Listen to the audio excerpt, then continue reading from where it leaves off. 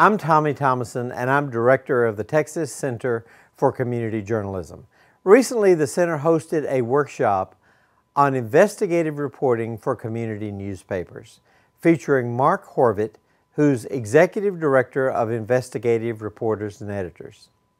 The center has asked Mark to share parts of that workshop with community journalists everywhere. In this video, Mark talks about bulletproofing your investigative news story. As a journalist, the most important thing you have is your credibility. So making sure that your story is bulletproof when it runs is crucial to maintaining your respect from your sources and from your audience. But the process of making sure the story is accurate begins long before the editing process or before you're ready to put it into print. It begins at the very beginning of reporting.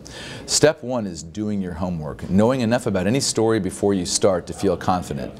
That means doing the background work you need to do. If you're writing about a particular individual or if there's a person that's going to be important in your story, doing some background work on them first. And this applies not just to important and serious news stories, but even to good feature stories. The last thing you want to do is do a nice, friendly profile of someone talking about what a hero to the community they are, only to find out that they had a criminal record or that they had civil lawsuits against them or some other problem that's going to look really, really bad when it comes out the day after you're reporting. So step one is to make sure you do some basic background checks on anybody you're writing about, anyone who's going to be a central part of a story before you begin. There are different things you can do for that. I would recommend at a minimum doing a criminal and a civil background check on someone who's going to be the subject of a serious feature story or a profile that you're doing. Similarly, if you're covering, say, someone running for public office, there are certain background checks you should do with them. There's court checks. It's worth checking to make sure they've paid their property taxes, for example, and other taxes, that there aren't liens against them. The backgrounding work that you do at the beginning of the process can avoid embarrassing mistakes down the road. Another way to think about, Jesus, can I keep going? I think, yeah, if you pick it up there. Okay, all right, thank you. In the process of reporting, one of the most important things to think about is that simply attributing facts to someone doesn't make them accurate, and in fact isn't even good reporting. For example, if you're interviewing the mayor about a new program or about a problem with the budget, and the mayor assures you, oh, we have enough money for that, or oh, that project came in on budget, that's not good enough. You know, make them give you the numbers and the documents to back that up. In other words, the key to all of this is verification, not simply attribution. Don't let someone simply tell you something and take it as fact. Make them show you the facts behind their statement.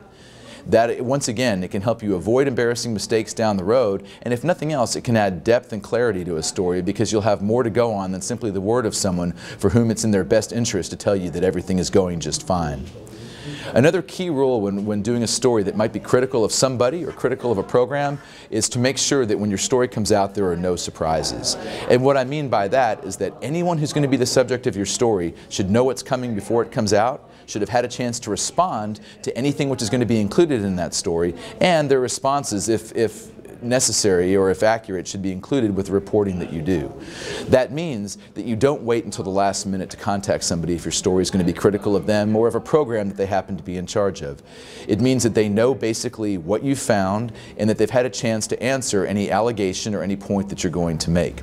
There are a couple of big benefits to this. First, your story is likely to be much more balanced because you'll have given everybody a chance to respond, but just as importantly, you're not likely to spend a lot of time on reporting only at the very end of the process to find out, oh, there was a perfectly good explanation for that, or oh, there was an angle I didn't think to pursue. If you go to the person or the organization that you're writing about fairly early in the process and begin to talk about, begin to ask questions, and begin to get their side of things, the idea in the end is that your reporting will be much more balanced and your story will be more fair, and it doesn't weaken anything that you're doing. Check every single fact in a story before it runs. This is a painful process, I can tell you from experience, but it doesn't have to take that long, and it will make you feel much better when it's done. I tell people this when I talk about doing this sort of work, but when I was a reporter, many, many nights I'd wake up sitting bolt upright at 3 a.m., cold sweat pouring down my face, wondering if one fact somewhere in the story, no matter how obscure, might have been wrong, and I'd obsess about it for the rest of the night. I eventually learned that I could get more sleep and I could feel better about my stories if I did some pretty methodical checks before I let them go to press. So what I would do is I would print out any story that I worked on, I'd grab a highlighter, and I'd literally highlight every fact, every name, every number, every address, anything that I'd put in that story that was information I'd had to get from somebody else. Then I would go back and I'd double check my source for each one of those facts. For your typical daily story, that doesn't take that long. And even for a story you've been working on for a while, the time is well spent. First of all, you're much more likely to catch any mistakes if you make them. And second of all, you get that blissful peace of mind, so when you wake up at 3 a.m. in the morning, you have that sheet of paper by the bed and you can just look at it and go, oh, I checked that, and you might get some sleep after all.